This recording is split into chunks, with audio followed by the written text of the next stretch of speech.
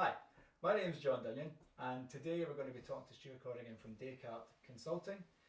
Stuart has been working for the last 25 years on how to deliver operational improvement and how to help late projects deliver on time. So if this is something you're interested in, if you're interested in operational improvement or you're struggling to deliver projects at the right time, then this is something that you want to hear. Stuart. Hi. Hello, how are you? I'm good. I'm good. Good. It's Good nice to be see here. you again. And Stuart, Descartes Consulting. Yes. Why did you pick such a pretentious name? Good question. We picked that name specifically because if you think about specifically late running projects or late delivery of anything, 99% of the time it's about the way that leaders think about how to design and manage work. So Descartes was a philosopher, I think, therefore I am, right? So this is all about thinking. So if you think about what's the thinking that goes into a project that messes it up? Well, leaders think if I set due dates, we'll deliver faster. When in actual fact, what happens is it invokes student syndrome. I'll leave it till the last minute. Parkinson's law, I'll take the time that I've got in order to do it. Or leaders might think, you know what, the more we start, the more we finish, put more whip into the system, creates more multitasking, slows the project down. Leaders think, oh, projects are all complex. They're not. They're just about how do we design and manage work better. And they think that actually if we build more safety in, then that makes it better for delivery. When all they do is they burn the safety and the thing never delivers early, always delivers late. So unless, as a leader, you're actually willing to change how you think about the delivery of operations or, in this case, projects, it's never going to get better. So that's why we choose the name Descartes. But thanks for that interesting, prickly opening question. I would say I don't think, therefore I am. Yeah, well, in your case, that would be right, yeah. Pretension is justified Yeah, in this case, good, right? thanks. Okay, Stuart. So you and I have known each other for a long We time, have, right? yeah, 25 years now going back. And we obviously started in systems thinking and service design, and but now you're focusing on projects. Yeah. So just talk to me a little bit about why and what's the difference between systems thinking, service design, and a project environment. Can you just go into a bit Fine, more detail okay. for me? So as you know, we were probably in our previous organisation known as the top people in the world at how to study an organisation to know what to change and make it more effective, right? We were brilliant at that. And in fact, what we were even more brilliant at was doing call centre stuff. And that was all about how do we handle more calls one stop? How do we reduce failure demand? So we were doing a ton of work in that space. One day I got a call, could you come and help us? And the job was how do we redesign and refurbish a social housing estate? Okay. And I'm going, honest to God, I have got absolutely no idea how to approach. You couldn't be further away from contact centres, right? Absolutely. Yeah. No idea how to approach this thing. So it just so happened I'm in a seminar with a guy called Ellie Goldratt, one of the fathers of systems thinking, theory of constraints. There's only about 8 of us in the seminar. And Ellie Goldratt says, you need to think about this as a project environment, as a flow system. And he talked to me about things like limiting work in progress. How do you release each house into the system? How do you focus less on the optimization of the worker's time and more about actually throughput? And would you believe it, John? We went from this system not knowing what to do, and suddenly remember it, if you're someone who is waiting to get into a social house, right? Well, not only is that house not generating income, but you've got these poor people that might be living in bed and breakfast, guest houses that can't get into their house. So this is a really important system to fix. Well, I then went out and learned everything about this thing called a project environment. Would you believe it? We got this massive improvement clients delighted, and I went, I think we should do more of this. So all we did for the next 10 years was project environments, things like claims, things like social housing, things like environmental health. We did a ton in the social sector of planning and housing grants. And every single time we nailed it. And then we went from there into bigger projects. And at one point I went, you know what? The business that we were in, I sat down with the boss and I said, we should do this thing. Agile was just happening. And he said, not a market, not interested. Okay. So I set up on my own, called it Descartes, and never looked back. It's interesting, right? Because you mentioned there things like social housing. Mm-hmm. You mentioned things like claim systems within the same kind of environment. You mentioned a lot of kind of public sector type of work. Yeah. So is what you're saying, this and your methodology only works in the public sector in that type of environment? Does it work in other types of environments? It works in any environment where, in essence, you have to worry a lot about reducing the time from the receipt of something from the customer to actually the collection of the customer money, and where there are multiple handoffs and often things have to go back and forward to the customer. That's what I would call a project environment. So therefore... So can I just... Of course. So I think this is important because you're mentioning the fact that from the start of the kind of customer interaction to the payment takes place is a typical transactional kind of system you're talking about. Yeah.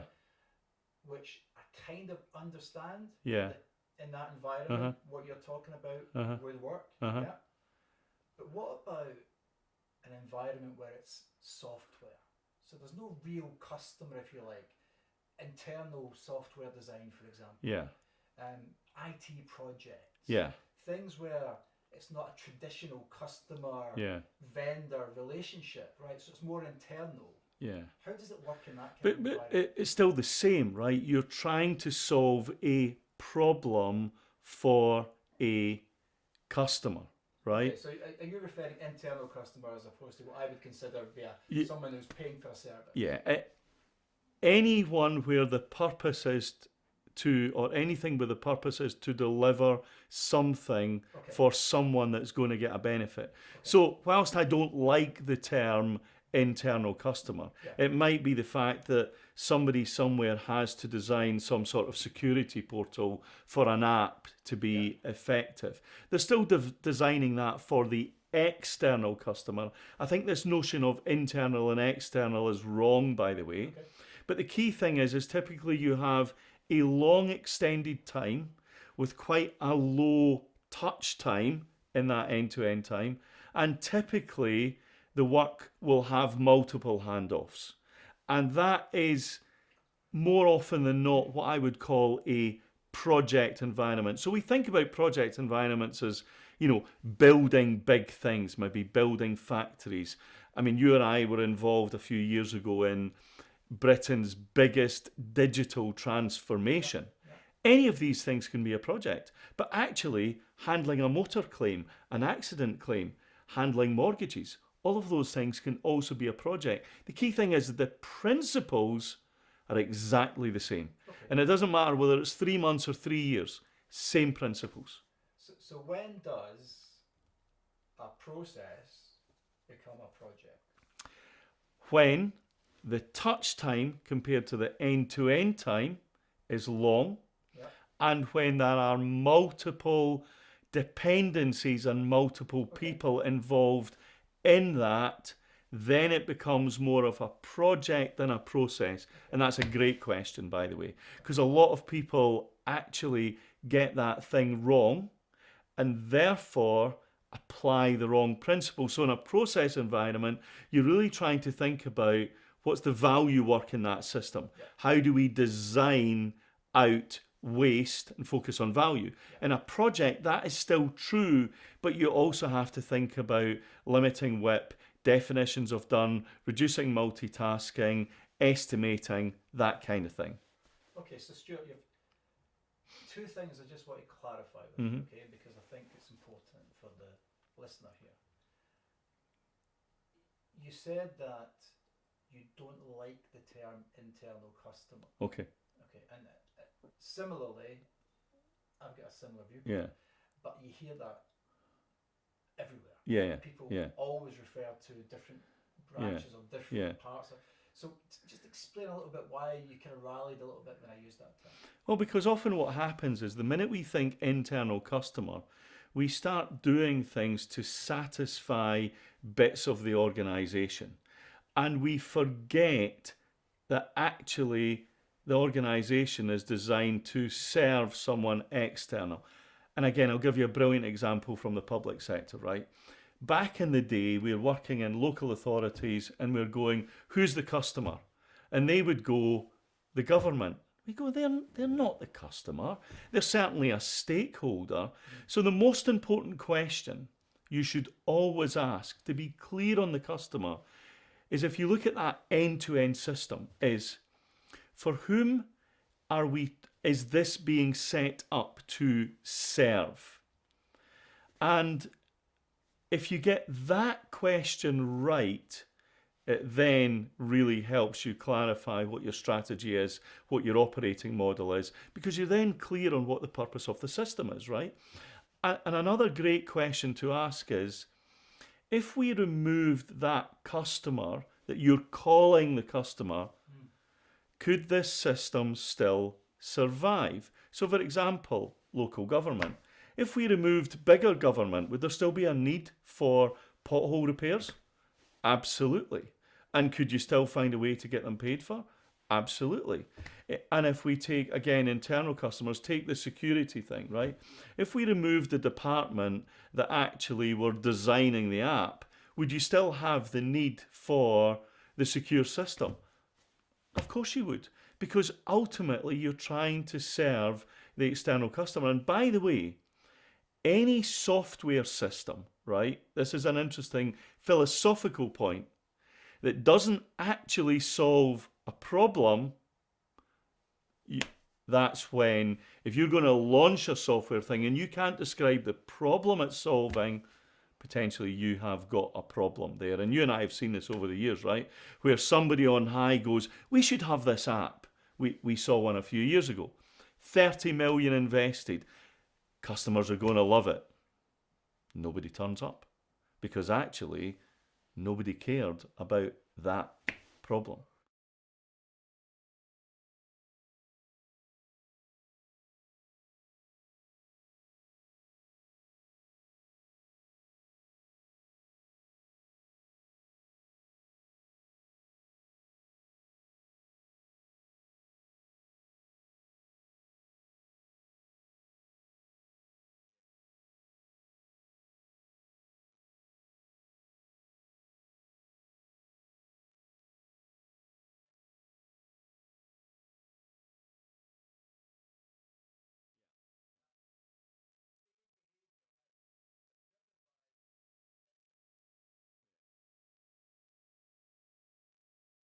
I mean, every time, right, leaders will set an arbitrary due date thinking this will motivate people to work harder, work faster, work better. And in actual fact, what it does is it motivates people to cheat, to do the wrong thing, to do workarounds, to cut scope, to bring in more people, to cut corners, to make it look like we've done something when actually the thing was never done at all. And you see this all the time with target setting, due date setting in projects where we go, oh, we delivered that thing. Oh, what about those features? What about that? Oh, we didn't actually do those. We didn't think those were necessary. But 6 months ago, seemingly, they were totally necessary. So the minute we get into the arbitrary nature of targets, due dates, milestones, setting hard milestones, that's why we can look at a project and within project plan within 5 minutes go, that's doomed to failure, and here's why. And it's because it's predictable. Yeah, absolutely. Because of the way they work. It can't not happen that way. Correct. If we get the thinking wrong, that thinking drives behaviour, and the behaviour then influences performance. My second point that I mentioned earlier on, Mhm. you mentioned things like throughput, you Mhm. mentioned things like value. Mhm. These are terms that I kind of associate with Kanban. Right. So is Kanban part of what Yeah. you So do? if you take a typical project, right, you've got the what are we going to build, right? Your scope, and we need to make sure we're building the right thing. Then you've got how do we plan out the thing that we're going to build, and how do we get short term absolute confidence and longer term a level of confidence that where we're going to land it. Then you move from there into task management. And task management is really critical because task management is about how do we take the thing on the ground that's going to take an hour to do and do that thing, all of those little things, in the right order such that they aggregate to the delivery of the bigger thing. And at some point, everything has to come down to, in a project, somebody doing a task. And I remember a great story where I was talking to a leader about the importance of task management, and task management became known as Kanban, right? And I remember explaining this to a senior leader, and they said to me, big projects are not delivered one task at a time. I said, well, how else are they delivered then? On one big landing is how they're done, Stuart. You Well, know that. exactly. But that one big landing requires all of those little tasks. And in fact, if you were to ask me, what's the number one reason why projects get delivered late? Stuart, Okay, what's the number one reason that is a projects brilliant get question. That is a delivered late? fantastic question, John. Now, we've studied, because our background is kind of analysts and researchers, right? That's where we started in our career. So we've studied well over 80 to 90 projects now. And every single time, and I tell people this, I tell ops directors this, project managers this, and they laugh at me. I've never seen this. Well, of course you've never seen it because you've never studied your own flipping project, right? Every single time, the number one reason why projects run late is people working on the wrong task at the wrong time. And as humans, because we've set the target, here's what we do. Think about your to-do list. We look at all of those things on the to-do list. What do we do first? The easy ones, the ones that we know how to do. That same behavior goes into big projects, and somebody goes, oh, what's our percentage complete? Which, by the way, is a stupid metric, right? Somebody goes, what's a percentage complete? Somebody goes 80%. Aye, all the easy ones. What's left? The really hard stuff. And it's the worst metric you could ever use. Well, thinking must be a good thing. How many projects have been kind of given the title as 90% complete, only for them to take another 6, 7, 8 months? Because of this phenomenon of cheating, this phenomenon of trying to be...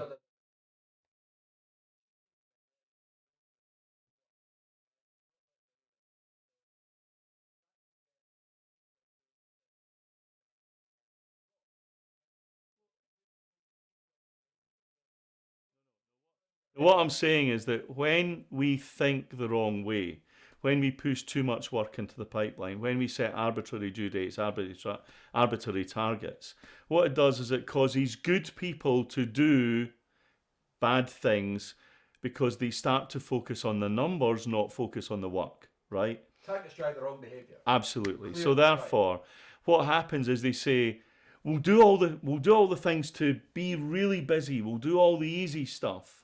And what gets left at the end? All the good stuff, all the hard stuff, sorry.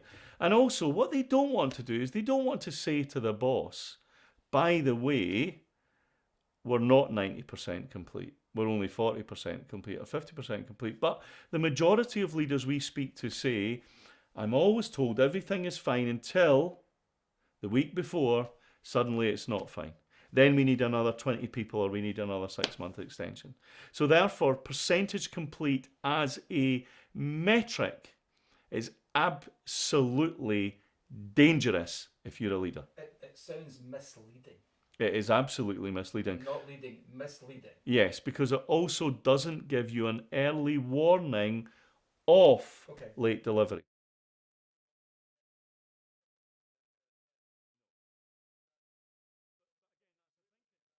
Again, that's a thinking thing. Yeah. If you knew early on that you were going to deliver late and you could give a specific reason for it, I'll give you a great story, right? We studied all of these projects and we studied when a project is going to be late, a project manager has to fill in a bit of paper to say for a change request, right? Why is it going to be late? What's the reason for it being late?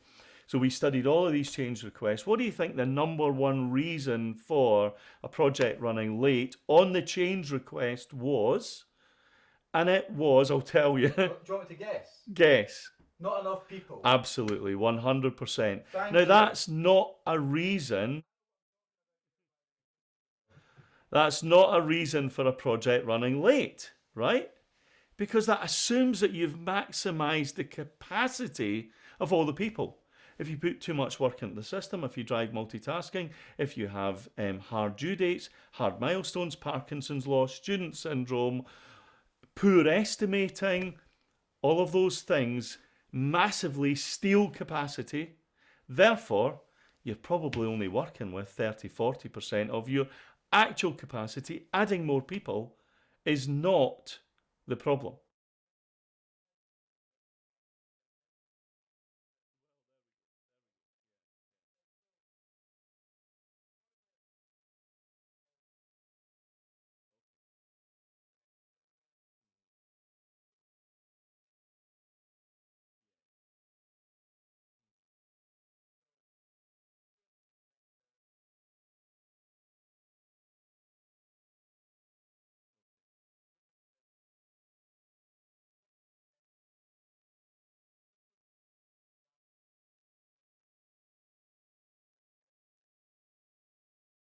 Okay, so big one that we did a few years ago was late running software development for one of the world's biggest insurers. It was a new casework system they were building to manage their claims, and it was running about 2 years late.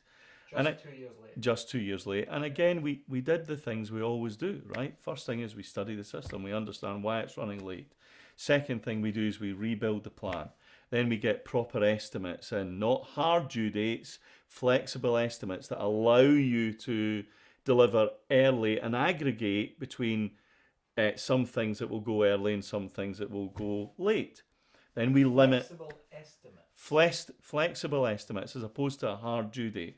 Because if you go, it will be roughly 10 to 20 days, then that's fine. It allows people to not be locked into that due date.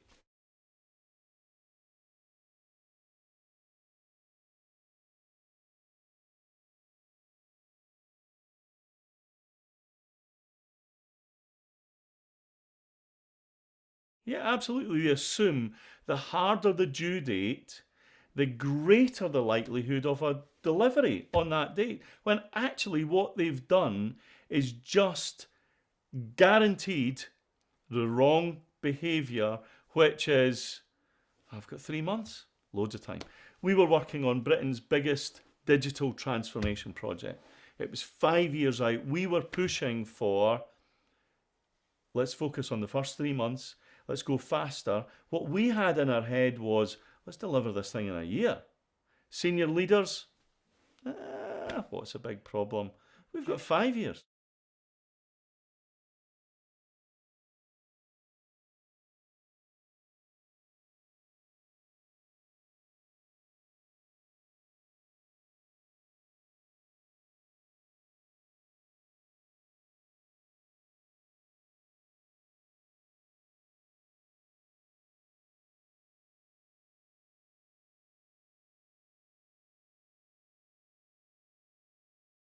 Yeah, one of the big ones, right?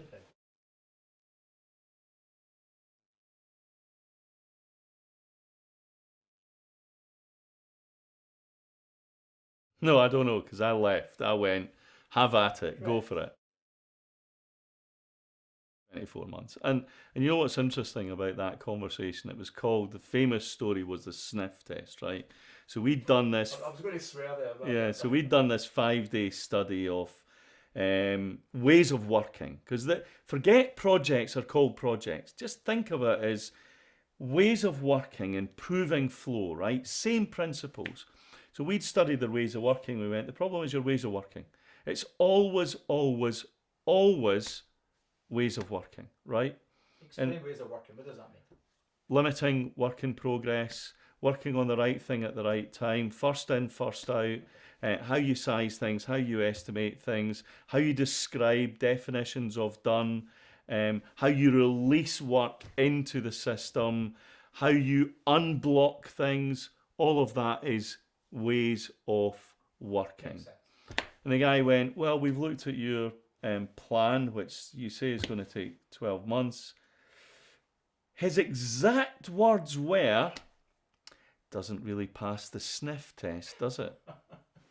And I want to swear. What was the smelling at the time? I don't know. He was a lot of shite. He was certainly sniffing something, I tell you. And the senior leader went, yes, because that's what he wanted to hear, right? And you're just telling me the thing, actually, rather than the 12 months. And I said to him, 12 months is our safe estimate.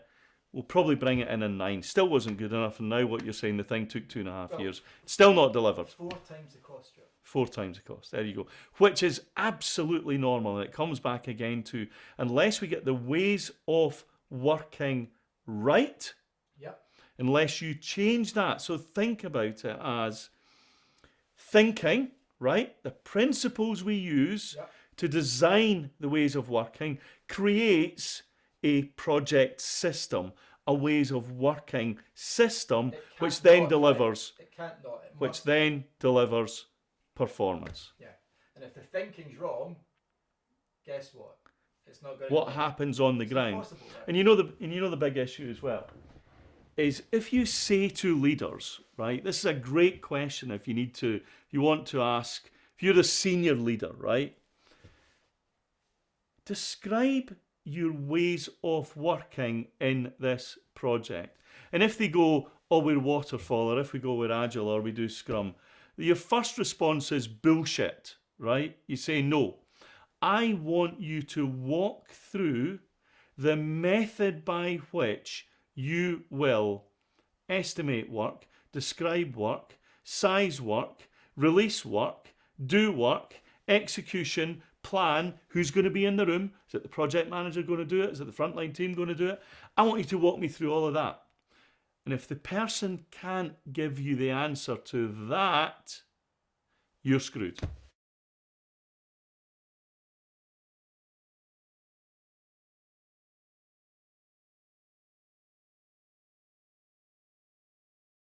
Well, exactly, because generally there is no methodology, right? There is no way of working, and as you know, I'm big on my fitness, right? That's. Never noticed. Thanks.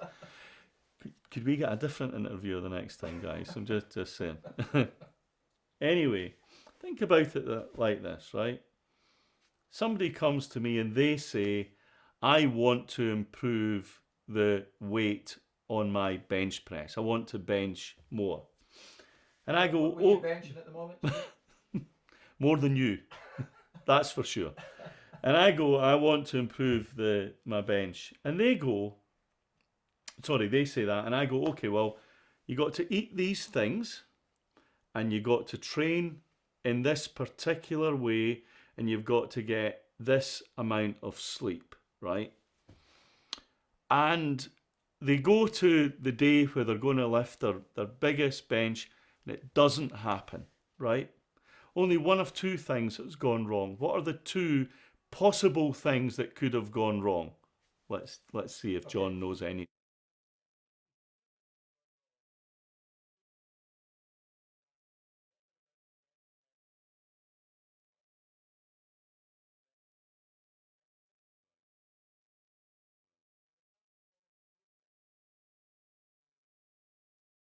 Okay. So you're half right, right? Well, half right's good. It's better than not. Well, it's better than your normal, absolutely. exactly. So the first thing, you're absolutely right, is they haven't followed the methodology, right? The second thing is the methodology that I gave them was wrong. It was the wrong foods. It was maybe not enough protein, maybe not enough fats, maybe not enough volume training in order to get the muscle ready for that heavier thing. Maybe there was not enough rest, right? So the point is that if we take this into an organization and we say, why did your project run late? Well, it's either one of two things. You didn't follow the method, or the method was wrong. But as you said, the precursor to all of that is, do you even have a method? Can you even describe that method? And your role as a leader is to do three things. Be clear on purpose. What's the purpose of this project? Who are we trying to deliver for? Second, what measures are we going to use? And by the way, it's not percentage complete. Third, by what method are we going to run that project? And then you've got a fourth job. Check that the method is being followed. And I guarantee you, if we went to any project, we do this all the time, by the way.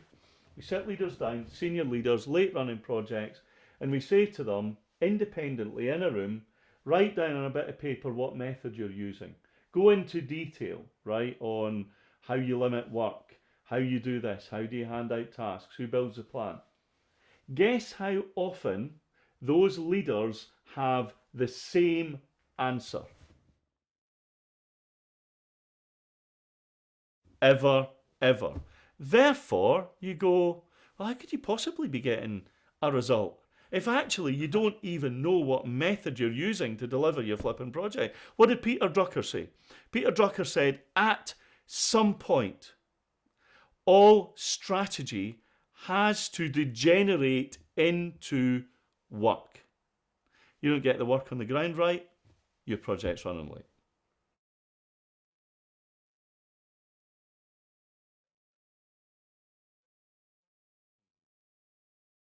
Correct. We did it last week with a group where we said to them, we were talking about problem solving, talking about systemic problem solving, right?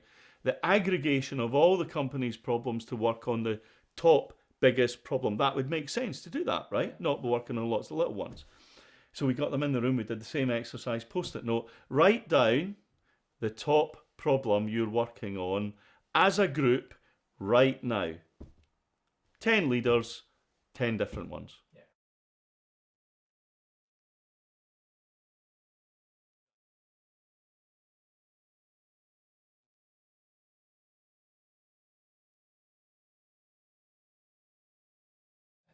Okay. Okay. You know your subject. You know what you're talking about. Okay. Right? But here is the killer. Again, could we get another interview, guys, next time? Okay. Here is the killer question. 30% seriously. Fine, let's go. 30%, Yeah. right? Yeah. The only way is up. Uh-huh.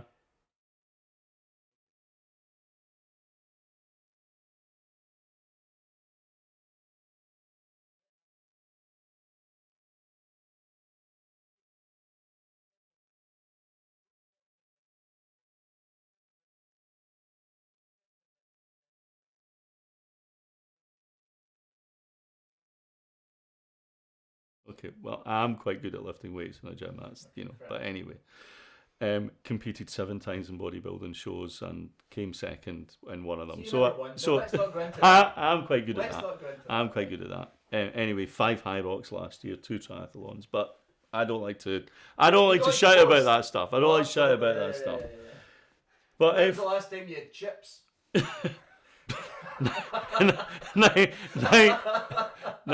1993. Exactly right. The When's night the we last time you enjoyed yourself? never. The night we met actually was the last time I had chips. Yeah, and I sent them back if you remember correctly. Anyway, so your results. So I would say our biggest ever result was the and by the way, I got done for speeding recently, so I regret that I did this one, was the transformation of the criminal justice system in the UK, the implementation of... Not an easy thing to deal with. No, moving from an analogue system to a digital system. It's funny, as the guys pulled me over, they're giving me a ticket, I'm thinking, I delivered, I designed that flipping piece of software that you're using. How ironic was that?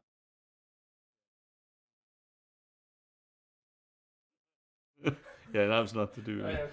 But if you let's just go the past 2 years, right? So we've delivered a number of large digital projects. We've delivered that were all. By the way, we only do late running stuff, right? Only do late running stuff. We have.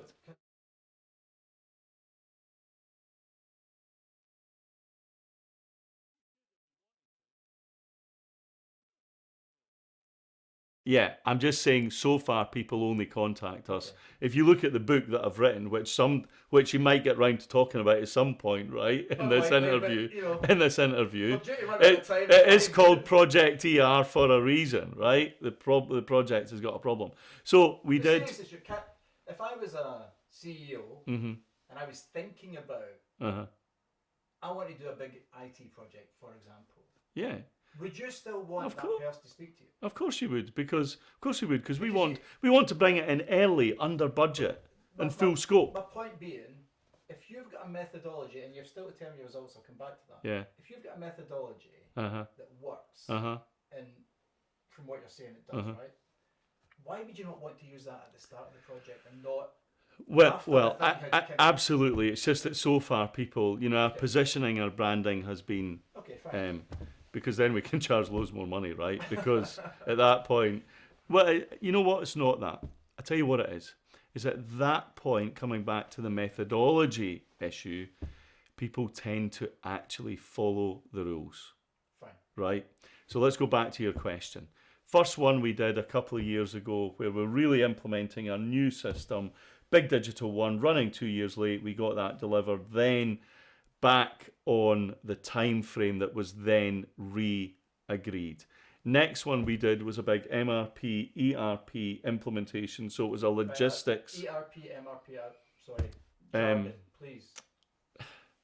a materials logistics system for managing the supply of materials in a supply chain. So we implemented those things on time. It was a high dependency project, lots of dependencies on the system. We got an interesting one where we got a call from one of Britain's biggest retailers, and they were doing a big rebranding. A well-known retailer. A well-known retailer, and they were doing a rebranding, and they had positioned to the press that their thing was going to. They had this big announcement on a particular date. 3 weeks before they went, we're going to have egg on our face here. By the way, that was a wee pun. We're going to have egg on our face here because we're not going to deliver. So we came in and we delivered it for them. So that was quite a high-profile one. Stuart, so I get you've been quite generic at the moment. Mm-hmm. So I asked you the question, tell me about your results. Yeah. Right. So that was another one. No. What you're telling me is not your results. You're telling me stories about things you've done. Mm-hmm. What have you done results-wise? Mm-hmm. For example, a project was running 9 months late. Mm-hmm. We came in, we did some work. It was not due to be delivered for another 18 months, Mm-hmm. and we brought that back to. I'm Okay, for more specifics, okay, right? so again, these are all late ones, right? First one, 2 years late, brought it in within 6 months from the point that we started to the And point what that was it was the delivered. expectation at that point? The expectation is that it was going to take 2 years. We Right. brought it in within Another 6 2 months. years. The MRP one, again, a situation where the project manager is predicting this is going to take a year. We brought it in, we had it delivered in 4 months. The media one, we know it's going to be late, but we have to have it delivered in 3 weeks. We applied our methodology. It was delivered the day before it was due to be delivered. Another one, which was a Salesforce implementation, it was Salesforce being an IT system. Salesforce being the big thing, yeah, where it was predicting a delivery in the July. They needed it delivered in the March. We delivered it in the February. So story after story. What are the financial benefits? Okay, well, think about it like this, right? Let's say you've got a team, and let's do simple maths, right? And we did those maths on the very first project, right? So let's say you've got a team and that delivery team is costing you £10,000 per week. And that's a conservative number, right? Therefore, over a year, you've got £500,000, right? So that's a cheap project. That's a very, very, very cheap project, right? So if we take that first one, so the first thing that you see is tasks start to get delivered much, much faster. Now we're seeing on the one that we're working with at the moment in Europe, we are delivering 4 times faster than in the old system. On that very first project, it was 2.8 times, right? So think about that. You're essentially saying we can do the work 3 times faster than it's currently being done. So you've got 2 options, right? So that's a 60% saving. Yeah, exactly. So you've got 2 options. You can say, if you're a leader, brilliant, we will do more projects to deliver our strategy. If you're all clear on the strategy, we'll do more projects to deliver our strategy in the same time frame, or we'll do the same amount of projects, but we'll take 60% off our headcount bill. Your choice. Now, by the way, let me be clear. We're not about reducing heads. But what we are about is giving leaders informed choice and options to say, well, our choice what we do with our money, right? But if you're constantly running late, guess what you're doing? More money, more money, more money, more money.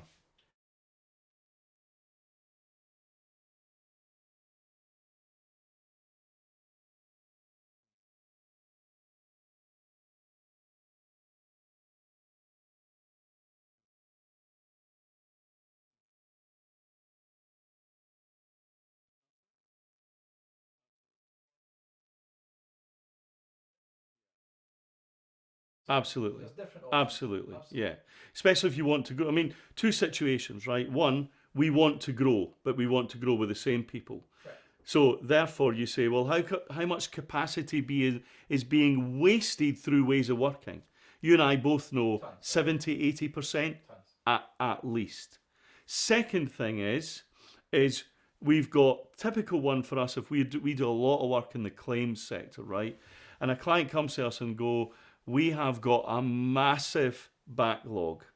We've put more heads in, more heads in, more heads in. Our backlog keeps growing. Why? Because as Drucker said, we never actually changed the ways of working. Yeah.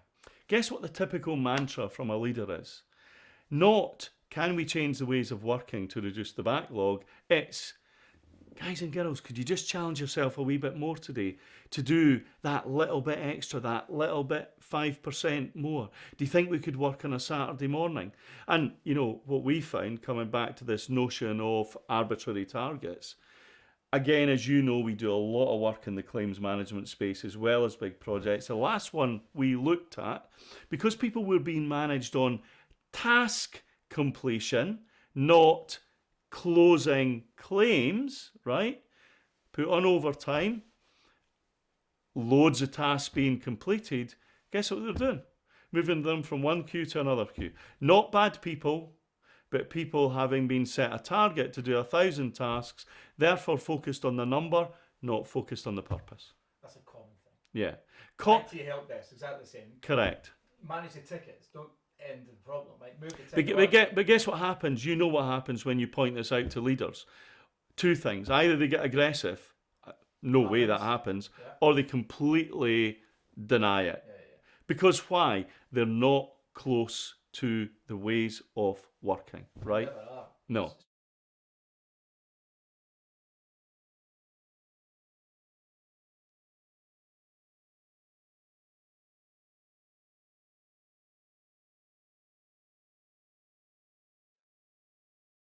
Yeah. I want to make a claim. Yeah. Most people wouldn't associate that type of environment as a project. Yeah. So explain why. Each claim is a mini project, right?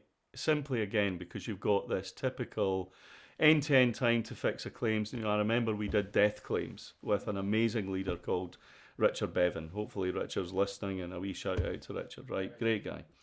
And I remember we looked at how long does it take to do a death claim, how long did it take to do a health claim. And again, it was like a death claim, 3 or 4 years. Health claim, 300-400 days. But if you then say, what's the touch time or the value work within that? A day? Yeah. 2 days? Maybe maybe a few hours. Yeah. So therefore, that's your first clue that you're in a project system. Makes sense. Long lead time, short touch time. In actual fact, that's often a massive, massive light bulb moment when for a leader when you go, okay, it's taking you 300-400 days to close a claim. What's the actual touch time? And we send them off, as you know, to do some study, and they go, well, it actually takes 20 minutes overall. Okay, but it's taking you 400 days. Yeah, it's just crazy. Why? Ways of working every single time. Okay, I'll give you quite impressive. Okay, so we're up to 60 or 70%. No, not yet. We're at 40, right? Don't jump Wow. ahead of yourself, right? Wow, seriously. I've got a really important question, I think. Right? Okay. Am I boring you? No, I'm just, You look like 40, a very expensive watch there. How much did that cost you? 40%. I earned that watch. Right. I think that the listeners and viewers would like, to understand maybe one thing here. Okay. So you've talked about projects, you've talked about how your methodology delivers things in remarkably short times Okay. with massive savings. Yeah. So what's the secret sauce, right? What is the thing, what's your unique element Okay. that allows you to be able to do that? Okay. And So repeat it, by the way, not just do it, but repeat it. okay. So as you know, we've put together a system which we call the operations system, and it's the steps involved in delivering a project, and I will talk about that in a second. But if you think about 3 questions, right? Question number 1, and this applies to operations or projects, any flow system, right? Question number 1 that you need to be able to answer is, what should we change? Ellie Goldratt actually came up with these questions, right? So credit to him, not me, but they're brilliant questions. Number 1, what should we change? Now think about the second question, right? What should we change to? In other words, once we know what we should change, what are we going to do differently? Third question is, how should we cause that change? So if we think about what is our secret sauce, right? The thing that you and I got trained to do that I would argue separates us from others that are doing this work is we got trained in how to study a system to be able to answer exactly what to change and what to change to. So that's the secret sauce. I could look at a project plan and I could tell you within 10 minutes why that project is running late, because it's been estimated poorly, because you've got resource contention, because the project manager built it on their own without bringing the people into the room. There's no clear descriptions in the outcomes.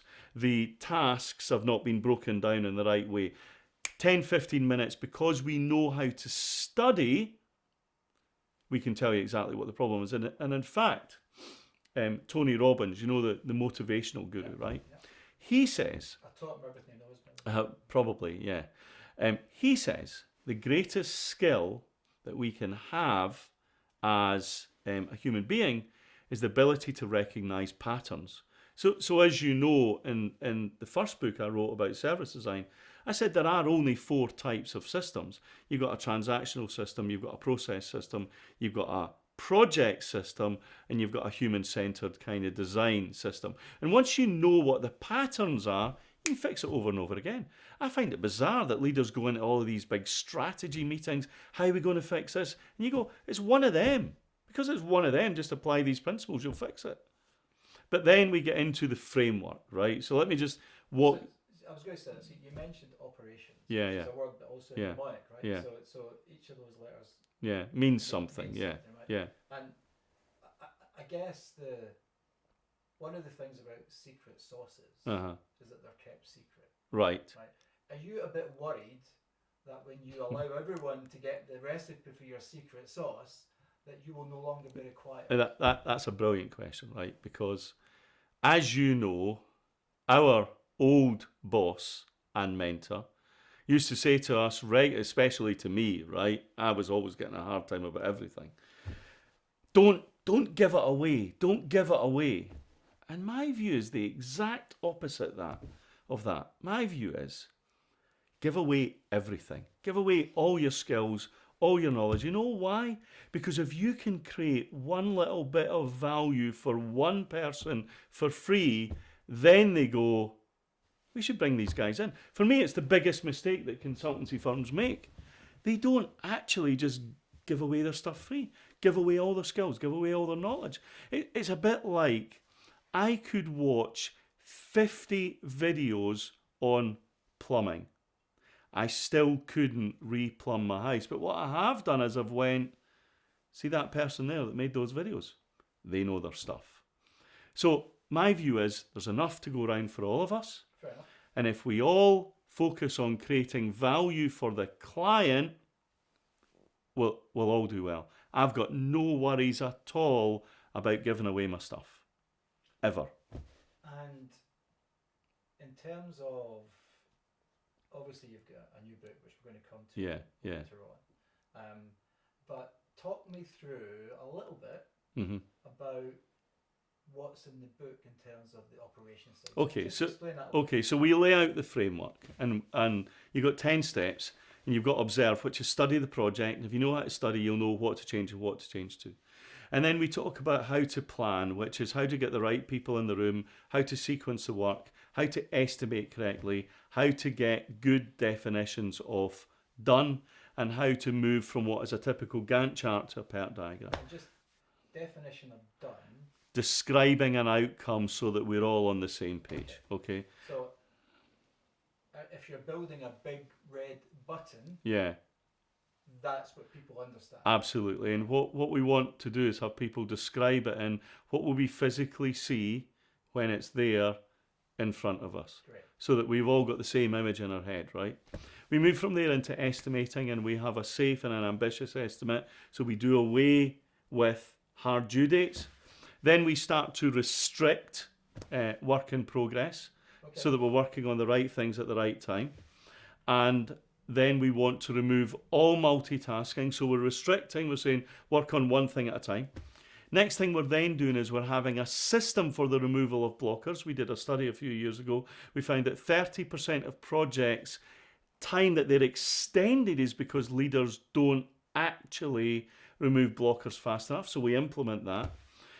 Then what we do is we implement problem solving. We start to give leaders data on measures, and we give them a thing called a fever chart, which gives you an early warning of a late finish. Okay.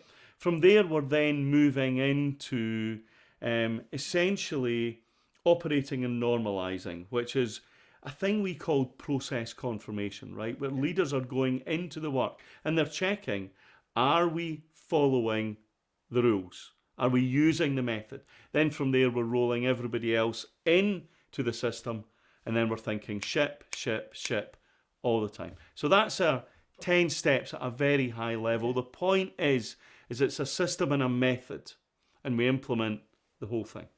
And leaders are key, right?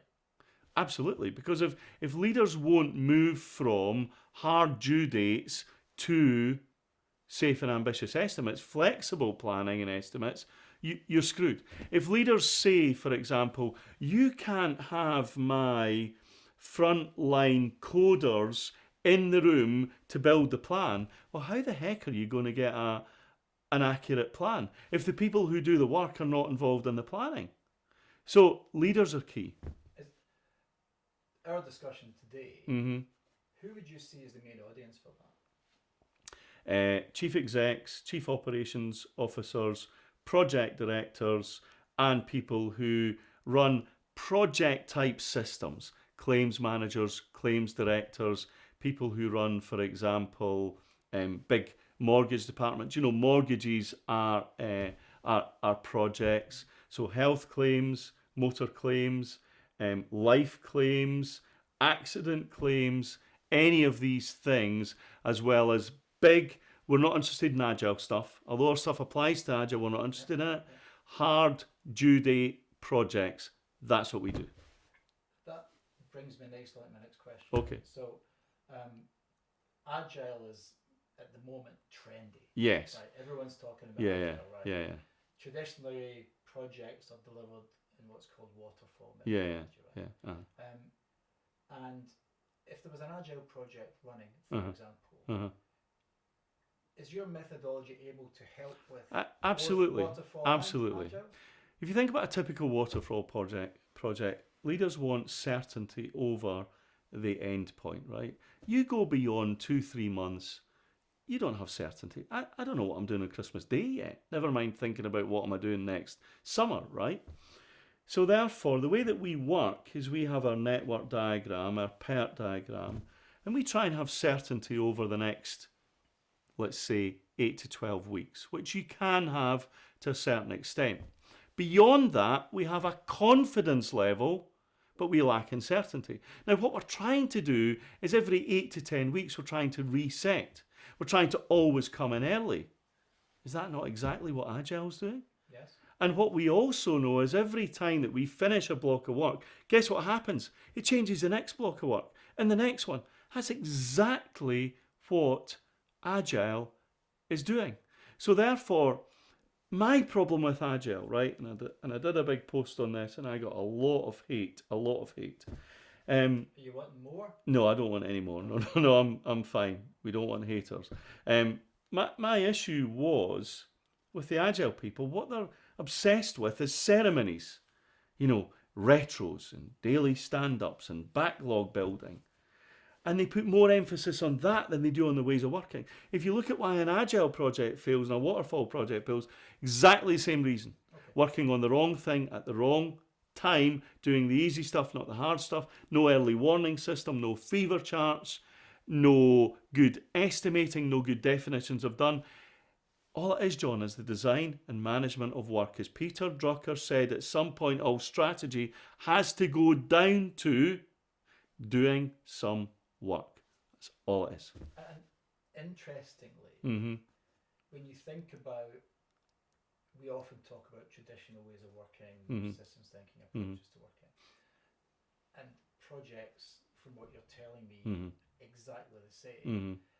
If you think about delivering a project in a traditional way, predictably, almost 100% of the time, you'll come up with the same issues and problems.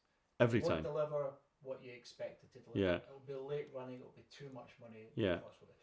So it's interesting that this is not just methodology, but how you think about this. That's key. Correct. Right? You need Correct. Because if you, it's the old adage, right? If you try and solve the problem with the same, way of thinking about how it created in the first place, it ain't going to work. So you Correct. need an alternative view. Absolutely. Right? And again, the easiest way to think about this is we're working with a team, and the team have got this notion of safe estimates and ambitious estimates, handing out bits of work without putting a due date on it, work as fast as you can. If you get blocked, ask for help, right? Team are into that way of working. Leader comes along and goes, I want this done on the 1st of July. Suddenly the team go, I better look for the easy stuff to do then, eh? Yeah. I better try and get my productivity up. And the ways of working go out the window. So this is a whole method. It's a whole method. It's a whole way of. It's not just an element you can do. You've got to do it. It's a whole way of thinking. Yes, absolutely. That, yeah. Absolutely. Yeah. Okay. So you've talked a bit about the kind of clients that you've worked with. Does your methodology suit a particular type of business? Because you've mentioned a few different types. Is there any type of business or organisation that you would suggest, if you're one of them, don't phone them? Yeah, you know what? We probably don't want to deal with Agile people, simply because they're so locked into agility that actually it's difficult for them to shift. And that's so, you and that, just talking about Scrum, are you talking about Kanban? yeah, well, no, Kanban is a subset of any project system, right? Am I right in saying that you invented Kanban? Well, Steve Bolin and I, you know Steve Bolin, Yeah, I right? know We Steve we very were well. doing housing voids, and we're going back to 2003, and we had these little, and we're restricting flow, and we're doing one house at a time, and we're stop worried about the optimization of the people, you know, the joiners and the tradesmen and all of that stuff, tradespersons, sorry, tradespeople, and we're using these T-card boards, right? So every time we did a bit of a house, we moved it along. Yeah. We moved it along, and you know what was interesting is when we then moved to a digital system, it made it slower. So something about the physical thing of moving this along. And I remember Steve and I, and by the way, Steve Bolin, you're one of the best project managers on the planet, and he knows he's a grumpy git, but boy, is that guy amazing. Probably best project manager I've ever worked with, right? Anyway. Put that in your CV. Yeah. Anyway, so Steve and I are doing this stuff and we're getting unbelievable results, right? And Steve goes, "Do you think this is a method?" And I went, "Nah, it's just a T-guard board." Next thing, people are bringing out books on Kanban and this, and I'm saying to Steve, "We invented that, and all of these people are making a fortune from it." We didn't.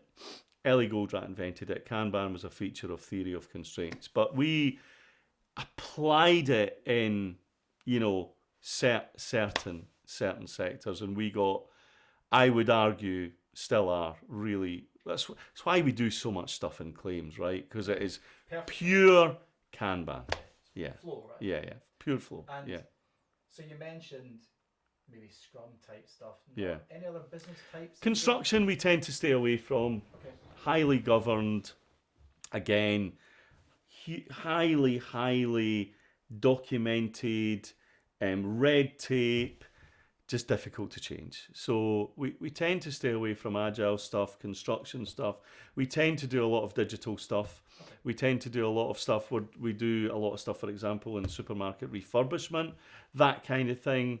As I say, we do digital stuff, we do media stuff, we do MRP, ERP, implementations. You know the thing I'd love to do, right? And we've done a little bit of it, but I'd love it if somebody said we're making a big movie, because you know how much of a movie guy I am.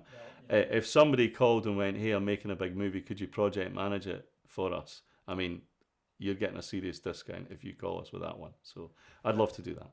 Do you know that gives me a nice segue, Stuart. Right. So you mentioned that you've written a new book. Yeah.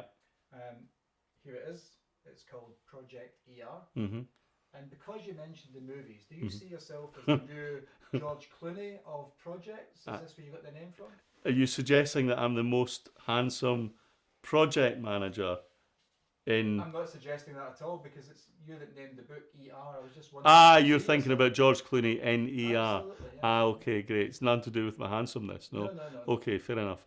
I never thought about that, but I do genuinely believe that when it comes to late running projects, and this is me, listen, we didn't invent this methodology, right? What we took is we took systems thinking, study, normative change, changing leaders thinking, and we put that together, intervention theory, we put that together with critical chain, and then we built software, because there's not a lot of critical chain software out there. So we took these three things, right? Study and intervention, design, critical chain, and the software, and we put them together into one methodology. There's lots of people out there that do critical chain. I believe we have brought a particular flavour and competitive advantage in the speed of knowing what to change. Critical chain is the core methodology, and then the software that locks in that change for you. So are we the only people? No. Do we have, I would argue, probably the most complete system to turn around a late running project? I believe so. So you brought Darwin's theory of evolution into project management. That's exactly what we've done, John. I'll take that one. Put it this way. We went from a startup to significant turnover in 2 years, that doesn't happen unless you're delivering results. And if you look at, at our top clients, one of the world's top insurers, one of the world's top fast food companies, one of the world's top retailers, we don't get those clients unless we're delivering stuff, right? I agree. Yeah. And Stuart, I've read the book. I think it's an excellent read. Thank you. Genuinely. And what I would say is, so people can get this on Amazon, because I got it on Amazon. It's available hardback and also Kindle. Yeah. If people want to contact you after hearing you speak, what do they do? So they can go to Waterfall Project ER. If they type that in, they'll find the book. Yeah. They can find me on LinkedIn under Stuart Corrigan. Dead easy to find me there. They can DM me. That's probably the easiest way to find me, because we're really active on LinkedIn. There's loads and loads of videos, loads of resources on LinkedIn, so go there. And one of the things that we also have is we have a little diagnosis tool that people can ask 10, 15 questions. It's a simple yes or no, and they'll get a little report back that gives them an insight into probably where they're going wrong, and then I can get in touch with them. So it's easy to find us. Okay, super duper. Well, listen, it's been an absolute pleasure talking to you today. I hope you've enjoyed this, and as Stuart said, if you want to get in contact with him, do so at the details he's left. Thank you for listening, thank you for watching, and I hope you enjoyed today's presentation.